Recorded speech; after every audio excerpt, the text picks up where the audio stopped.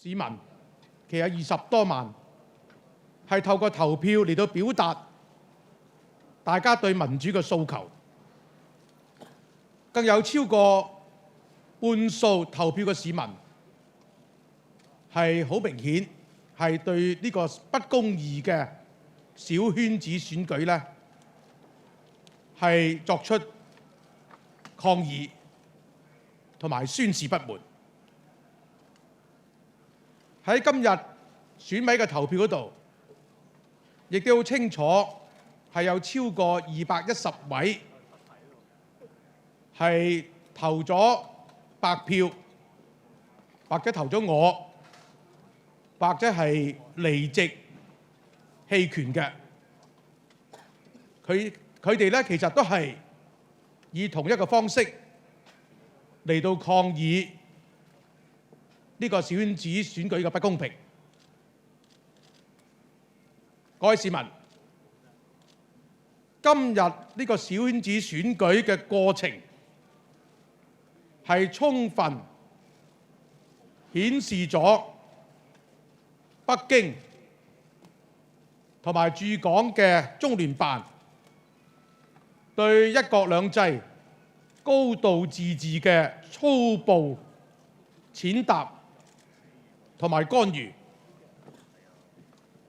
整個競選嘅過程，包括埋拉票，以至到今日投票嘅結果，好遺憾，我哋覺得係醜陋同埋令人覺得嘔心嘅。梁振英先生以特區嘅特首選舉以嚟最低票嚟到慘勝。其實大家唔好忘記喺琴日港大嘅投票嗰度呢，亦都係有83% 嘅市民係表示不支持梁振英嘅，所以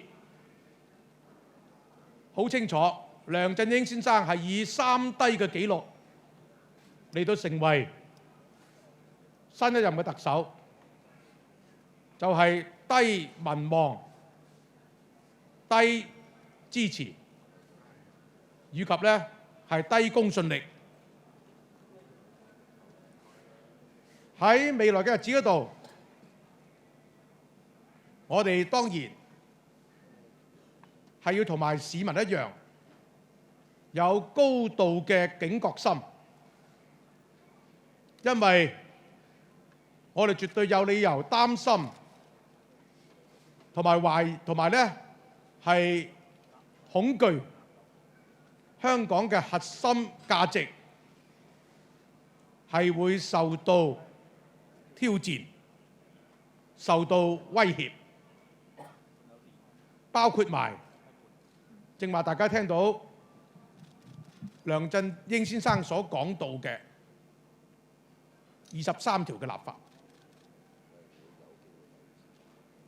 佢正話發言好清楚，佢真係有可能喺佢任內係會履行佢可能對北京作過嘅承諾，就係會將23條拎嚟立法會嗰度硬闖。我同埋我哋民主派嘅朋友係會繼續喺立法會裏邊成為最堅強嘅，亦都同時係最積極嘅在野嘅反對黨派。我哋會繼續對梁振英同埋佢嘅政府作出最有力嘅監察同埋制衡，維護香港嘅核心價值，維護我哋市民一路享有嘅各種嘅權利同埋自由。我希望大家市民會同我哋並肩作戰，好多嘅行動，亦都要喺議會內外嘅配合。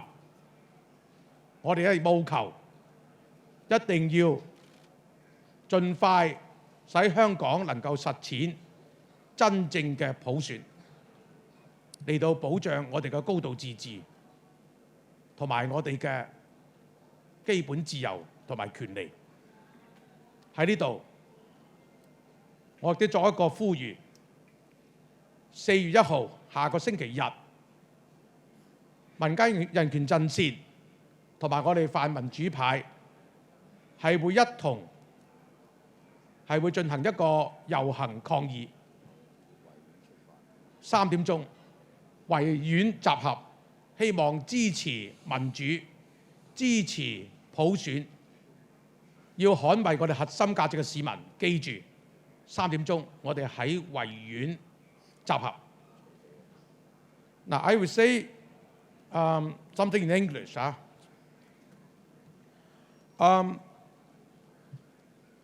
The election just held today has shown the most blatant interference by Beijing into the domestic affairs of Hong Kong, thereby causing strong damage to the one country, two system policy. And the whole process and its outcome is ugly and disgusting. Mr. C.Y. Leung won the election with low support,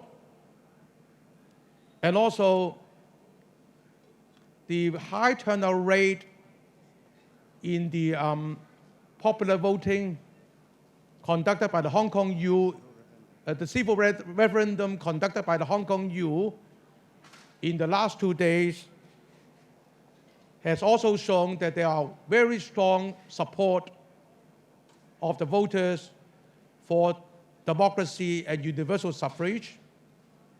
And as a matter of fact, 83% of the 22,000 people who casted their vote has shown that they were not in support of Mr. C.Y. Leung, although he is now elected our chief executive. That shows how absurd is this small circle election. We have every reason to be concerned about the possible erosion into our core value and challenge to our basic freedoms and human rights after Mr. C.Y. Leung gained his office as CE.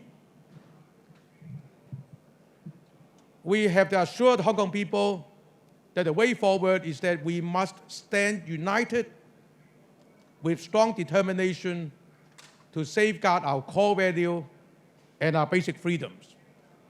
Especially, we have to be prepared that Mr. C.Y. Leung would very probably be making an attempt to put forward the Article 23 legislation before the LegCo and force the legislators to support the passage of this bill. So we have to be prepared to raise our strongest resistance to any such measure which may undermine our freedom and our core value. 好，亞洲週刊陳敬新係咪有提問？想請教喺呢一次嘅選舉入邊咧，嗰個建制陣營咧係佢哋一路好和諧嘅表象咧，就好似打開潘朵拉盒子一樣，將佢哋嘅各股嘅政治勢力啊、各股嘅各種説話都打開晒出嚟，分出晒嚟。咁咧就好似曾鈺成咧，就民建聯嗰啲咧，佢就話係要大和解係要透過政黨政治嘅競爭啊，邁向真普選。而家唐英年啱啱亦都係再次重申佢係支持真正普選。咁所以而家嘅喺呢個情勢之下咧，民主黨會唔會考慮有不同嘅合縱連環同佢哋嘅合作嚇？呢個係第一樣嘢。咁跟住落嚟咧就係我先答問咗啲人先。我先答你先嚇。正話我聽咗梁振英先生所講關於未來嘅政治發展，我係完全感覺唔到佢要推動落實真正普選行政長官嘅任何誠意。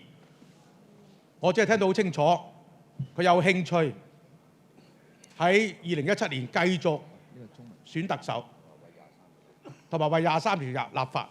我睇唔得到佢對香港市民嘅一人一票嘅參選權，同埋市民得到平等嘅提名權，係有任何嘅承擔同埋保證，佢去爭取，所以係遺憾嘅。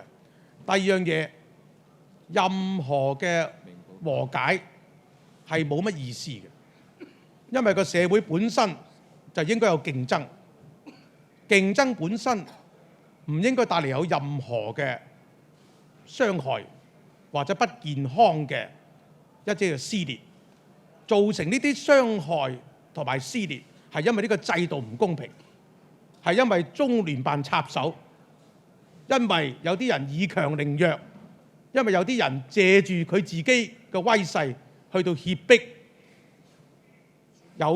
有權投票嘅選委，係呢啲先真正傷害咗香港人，傷害咗香港核心價值，傷害咗基本嘅信任。所以講呢啲任何嘅説話去到撫平呢啲咁嘅傷痕咧，係冇意思嘅。OK， 港台朋友，你好，香港電台想問下咧，即係今次有冇啲泛民嘅選委咧係轉投咗唐英年或者梁振英啦？咁第二咧就係頭先 CY 都講到，佢將來嘅班子其實係需要不同背景嘅人。如果佢哋邀請你哋即係任何一個去加入佢嘅班子，你會唔會接受咁樣咧？其實好清楚啦。今次咧，大家睇睇嗰啲票嘅分配咧，我係有70幾票，亦都有70幾票咧。我係投白票，有60幾票咧係冇入場嘅，淨係呢度加埋咧係超過210票。咁呢個咧，呢3類嘅投票咧係呼應咗，亦都配合咗我哋泛民主派嘅呼籲嘅。咁所以我睇唔到有咩嘢所謂跳票嘅情況。第二樣嘢，我哋已經講得好清楚，民主黨係唔會加入日後呢個梁振英嗰個政府嘅團隊嘅，因為大家理念係南轅北轍，有好多問題上，尤其是喺政治喺我哋嘅核心價值嘅問題上高，我哋係有好多地方係有好大嘅差距，我哋絕對唔會係加入佢嘅團隊，從而呢係俾人覺得，或者實際上都要影響到我哋為市民爭取落實雙普選，以及咧係廢除功能組別等等嘅決心。係東方嘅記者唔該。何生你好，咁我想問下咧，其實你都講過啦，係 CY 係得到好多中聯辦嘅支持，所以做到特首啦。咁其實你擔唔擔心佢上場之後咧，有好多人情債要還，同埋佢會唔會鐵管治香港咧？唔該。呢個正正就係香港人其中一個最大嘅擔心。其實咧，大家睇得到咧，喺整個嘅選舉嘅過程裏邊咧，最醜陋同埋使人哋嘔心嘅地方咧，就真係中聯辦嗰種明目張膽、肆無忌憚嘅干預。當然，小圈子本身嘅選舉本身咧，北京已經有好重要嘅影響力，甚至有決定性嘅影響力。因為好多人可能都會向北望想攞個指示然後睇下佢點樣投票。佢本身已經係咁樣，但係今次咧係仲離譜，直情係不斷去到召見啲選委，然後咧逼佢哋投票，逼佢哋轉態，逼曾經支持或者提名梁振英嗰啲人咧，以我哋所知啦即係要去挑選。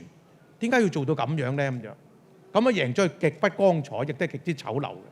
但係而家似乎咧，一國兩制係到今日咁嘅程度咧，真係使到香港市民係非常之擔心嘅。日後咧，我哋更加會睇得到咧，就係呢個中聯辦咧，會差唔多咧，就係會好多嘢更加直接或者肆無忌憚咁樣咧，介入立法會嘅事務，或者9月嘅時候咧，介入更加進一步介入我哋立法會嘅選舉。所以希望大家市民要睇清楚。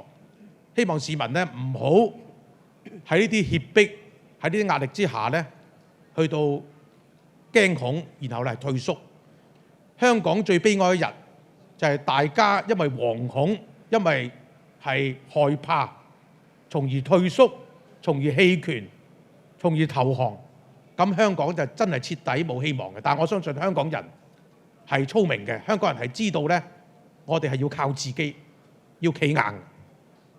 係U Radio 唔該。何先生你好，我来自凤凰 U Radio。我想问一下，和您当初获得这个选委提名的时候，您今天的得票其实少了200多票，您觉得这200多票是流失在哪里？原因是什么？这是第一个问题。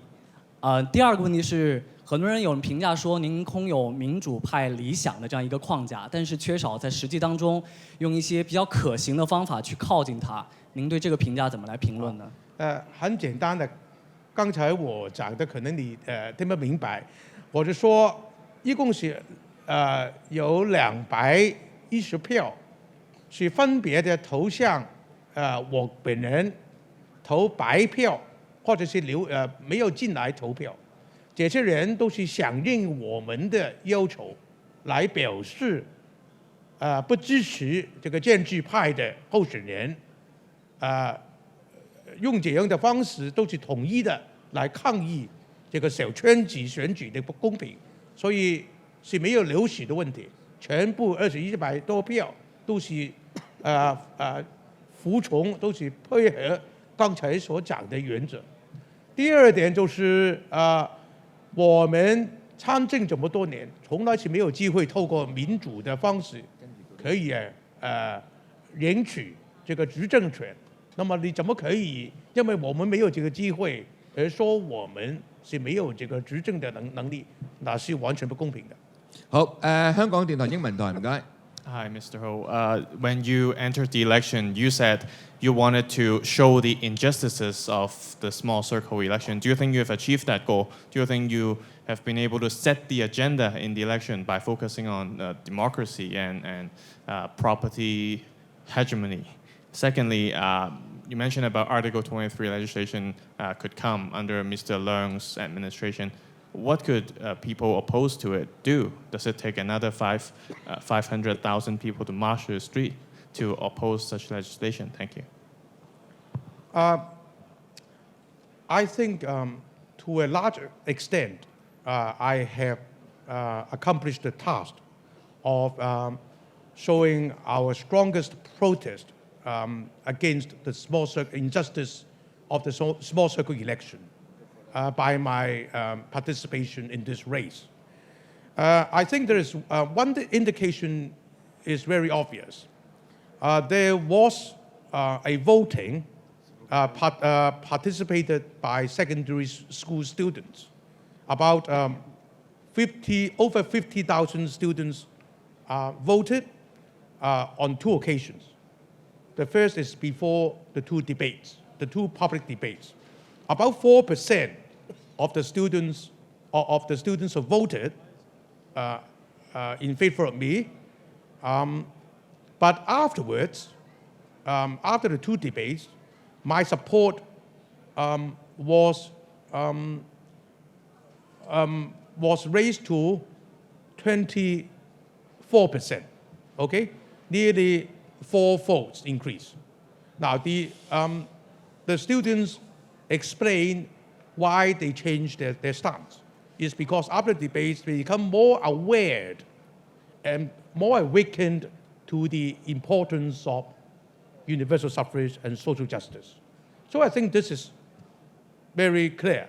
I think this is self-evident. It shows that this is a very significant and meaningful public awareness exercise. And I think the general public are now more concerned about the importance of striving for universal suffrage.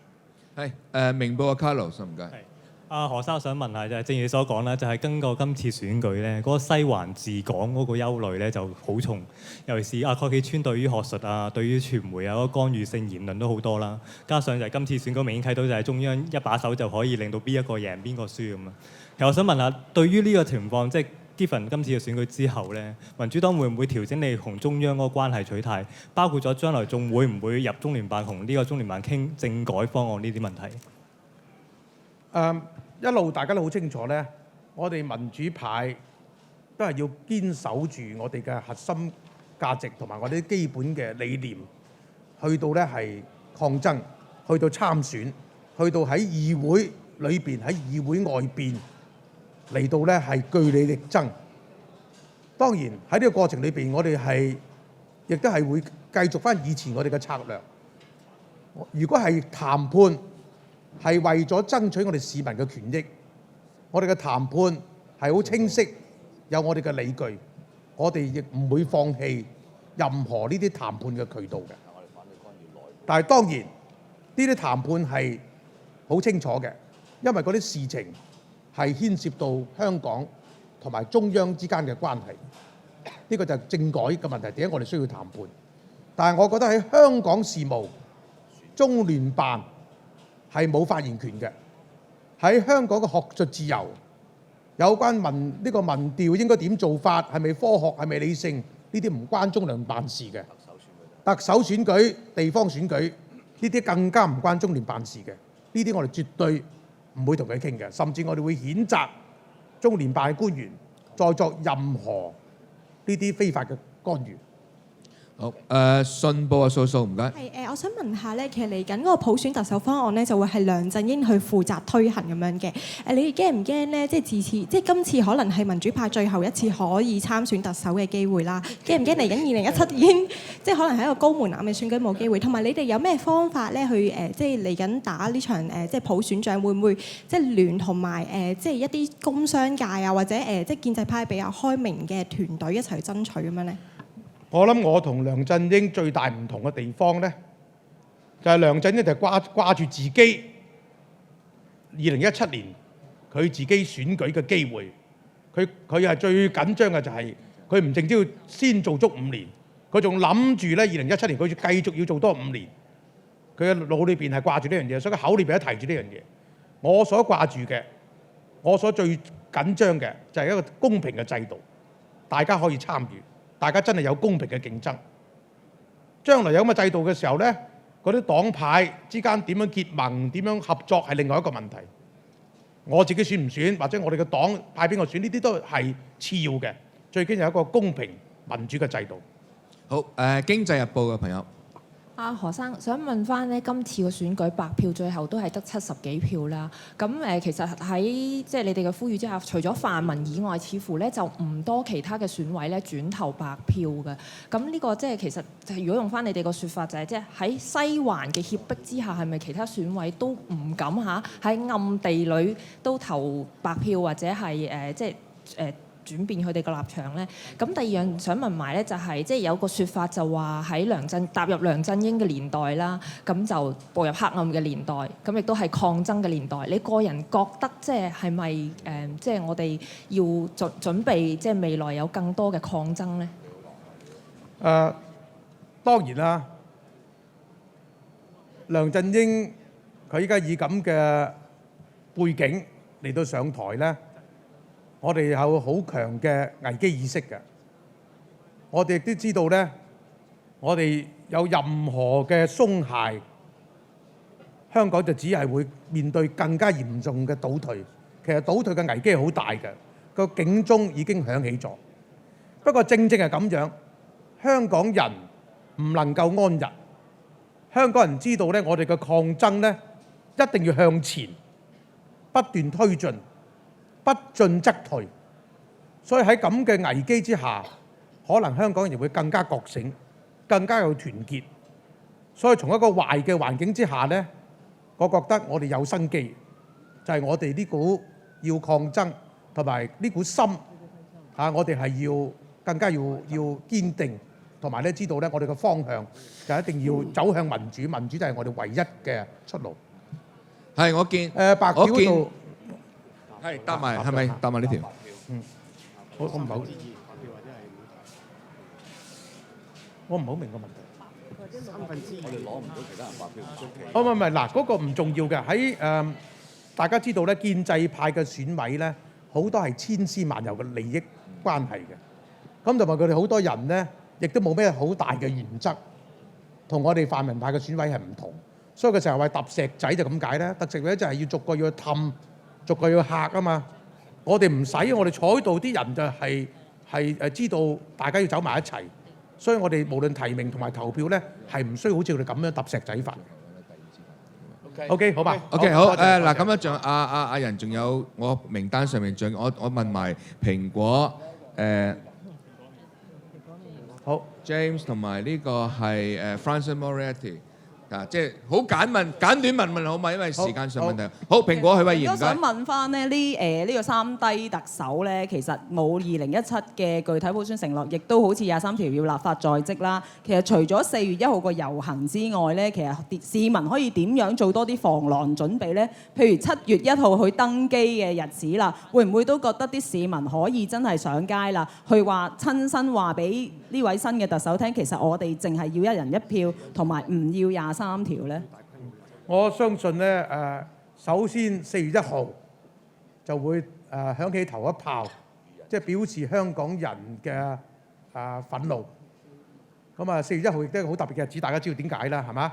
跟住7日，同我相信到9月嘅時候，市民會更加踴躍投票嚇。香港人好知道自己應該做咩嘅。Francis，等陣，James 先，資本雜誌啊。係阿仁哥就係想問翻咧，頭先你都有提到話 CY 其實係一嚟就已經講話想連任，其實會唔會話擔心佢到時係搞個政改就係純粹為自己度身訂造嘅連任機會，同埋嚟緊民主黨喺立法會選舉之後，會唔會話即刻係打起嗰個政改嘅頭炮，即刻去追擊梁振英咧？就翻呢個政改嘅問題。你問得好好，大家我提醒大家再睇清楚梁振英嘅政綱，關於特首嘅提名嗰部分，佢點講啊？佢話要平衡參選人嘅權利同埋參選人嘅人數，所以換句説話嚟講咧，佢個腦子裏邊咧已經諗住有篩選。呢個名字已經係呼之欲出，所以喺辯論嘅時候，我特登問佢，就話你可唔可以保證冇篩選？佢唔肯答。OK， 好清楚㗎啦。如果有篩選嘅話咧，即係話對佢嚟講咧，又係度身訂造。係 RTHK Francis。Thank you. Albert, given the strength of the feelings you have and the strong words you've used about this process, two parts. What would your party's working relationship be with a CY Leung administration? And secondly, is there anything he could do in terms of putting together an executive council or promoting certain policies that could earn some trust from you and your party? First of all, we assure Hong Kong people we will continue to be a vigorous opposition party. We will exert the strongest pressure on the government to supervise the government and to check the power to be exercised by CY Leung's regime to ensure that there would be no abuse of power and to ensure that our basic rights and core value would not be eroded. And I also reaffirm our position that we would not allow any of our members to join the political team of the CY Leung's regime.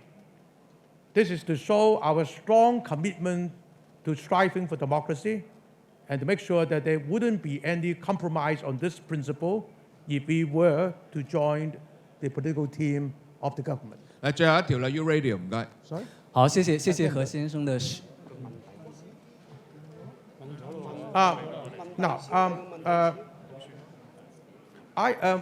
To supplement, of course, having said what I've said, I wouldn't say that there would be that our future relationship with the government is totally based on hostility. We would be a vigorous opposition, but of course there may still be certain room for a working relationship if any proposal is obviously for the benefit of the whole community and would derive support from the community. Okay? So we would be rational, we would be critical, and we would work for the best interest of the community. 係最後一條啦，跟進嘅。好，謝謝啊。我想問一下，就是何俊仁先生，現在梁振英先生當選之後，您怎麼會為自己來爭取這一張回鄉證呢？因為您在你的這個政綱當中，也說到你會來爭取為所有在香港的人士來爭取這樣一個回鄉證，你怎麼來幫自己先呢？謝謝。我對他坦白的說，沒有什麼期望啊。如果是真的可以拿回來，我的回鄉證，可能是有其他的人替我們做這個努力。我對他是坦白的說，沒有很大的期望。他根本連一句話也不肯講。當天我在這個辯論的時候問他們，有人問他們可不可以替我們這些沒有回鄉的人，回鄉證的人，可以做一些努力。他也是沒有什麼積極的回應，所以簡單來說，沒有什麼希望啊。一人一票選特首，一人一票選特首。Democracy now， Democracy now， 捍衛核心價值，捍衛高度自治，捍衛高度自治。